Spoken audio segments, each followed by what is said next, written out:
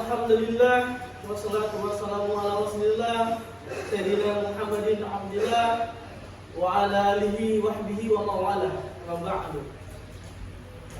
Puji serta syukur selalu kita limpahkan kepada Allah SWT yang telah memberi kita beribu-ribu nikmat saat ini. Nikmat iman, nikmat dan nikmat sehat walafiat, sehingga kita bisa berkumpul di tempat yang seolah diberkahi Allah SWT. Salawat serta salam selalu tercurah kepada baginda Nabi kita Nabi Muhammad SAW beserta keluarganya, sahabatnya, dan kita selaku umat yang mengikuti sunnah-sunnah beliau, semoga mendapat syafaatnya. Dan tak lupa juga salam ta'zim saya kepada guru saya, Bapak Dr. Wahab MAG.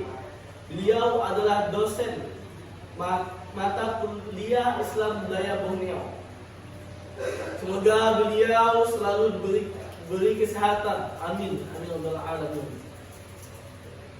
Baiklah, di sini saya akan menampilkan kearifan lokal yang ada di Kabupaten Sambas, khususnya suku Melayu, yaitu Sahakalan.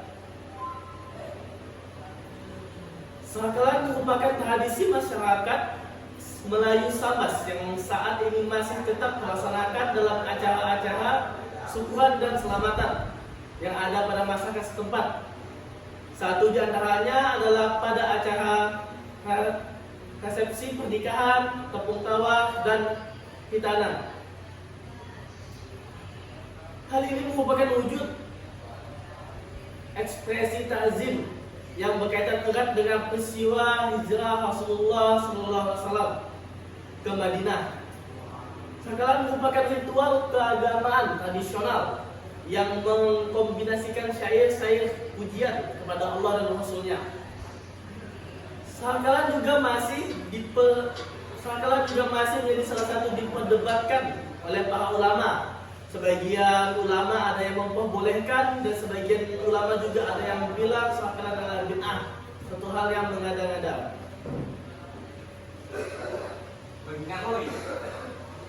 Adapun nilai-nilai dalam budaya Sahakalan adalah yang pertama, Sahakalan mempunyai nilai kekompakan, karena orang yang Sahakalan adalah orang yang kompak, baik yang datang menghadiri Sahakalan dan maupun yang mengundang Sahakalan adalah kekompakan.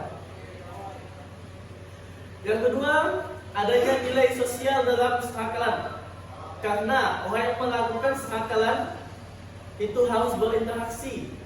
Jadi di dalam barisan atau lingkaran, orang yang melakukan Sahakalan tidak boleh diam, karena ada tugasnya masing-masing. Yang ketiga, orang yang bersahakalan adalah orang yang tidak ego. Nah, termasuk etika, tidak ego, karena dia saling membagi tugasnya. Ada yang bergendang, ada juga yang mengiringi lantunan sahakalan. Yang keempat itu adanya persoalan etika saat sahakalan, termasuk etika dalam berpakaian. Mereka yang melakukan sahakalan menggunakan pakaian yang berlatar basisnya budaya. Misalnya menggunakan pakaian macam-macam seperti pakaian adat Melayu Sambas, pakaian batik Sambas, dan ada juga menggunakan dabal atau jas berwarna hitam, serta menggunakan peci atau kopiah berwarna putih bagi yang sudah haji dan berwarna hitam buat yang belum haji. Itu termasuk etika, menghargai tuan rumah. Kemudian ada etika yang lainnya, etika duduk. Mereka duduk dengan rapi, tidak duduk sembarangan. Ada juga etika berbicara, dan kemudian etika terakhir adalah etika saat selesai sahakalan.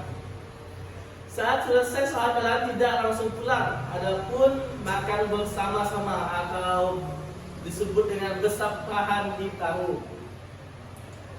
Sahakalan adalah orang yang menghormati, baik hormat dalam pengertian berpakaian maupun hormat saat duduk. Kalau saat berpakaian jelas itu menunjukkan sesuai dengan syariat Islam, yaitu menutup aurat. Kemudian di tempat duduk dipisahkan antara laki-laki dan perempuan. Itu termasuk dalam menjaga mahram antara laki dan perempuan. Dahulu kala yang melakukan kebudayaan ini hanyalah orang-orang tertentu saja, seperti Sultan Sambas, keluarga terhormat, para tokoh dan bangsawan. Namun sekarang sudah berubah bahwa kebudayaan ini semua masyarakat Melayu Sambas boleh melakukannya. Karena bagi mereka ini merupakan termasuk dalam acara perkawinan atau tepung tawar di Kabupaten Sambas, dan bermain sakalan adalah pihak laki-laki saja. Pemain sakalan bukan sembarang orang, pasti orang tertentu seperti Pak Haji, Pak Lebay, dan para programa lainnya. Pemain sakalan berjumlah 7 sampai 10 orang atau bisa pun lebih. Dalam pelaksanaan sakalan sering dilakukan di Kabupaten Sambas karena sakalan merupakan kebudayaan Sambas Melayu. Namun ada juga daerah lain yang melakukannya seperti di daerah Singkawang, karena di Singkawang masih ramai kaum Melayunya. Sakalan sering dilakukan di acara-acara penting seperti acara pernikahan dan dilaksanakan sakalan di tahun perkawinan. Sakalan paling sering dilakukan di daerah pedalaman seperti di kampung-kampung yang ada di Kabupaten Sambas. Bahwa katanya sakalan juga dianggap bagus bagi orang kampung yang karena masyarakat kampung berpendapat di dalam sakalan ada kedamaian, ada ketenangan, dan juga kebersamaan dan bisa dekat kepada Allah.